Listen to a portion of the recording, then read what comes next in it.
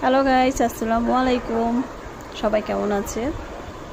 আজকের বিকেলে আমার বাসার বারান্দা থেকে এই অপরূপ দৃশ্যটি দেখার পর একটি গানই বারবার আমার মনে নাড়া দিচ্ছে।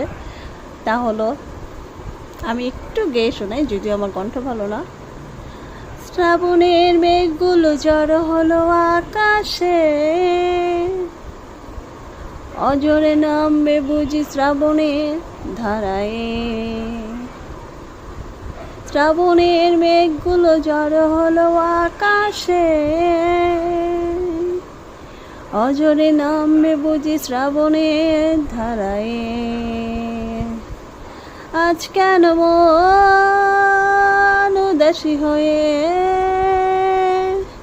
দূর অজানায় যায় হারিয়ে।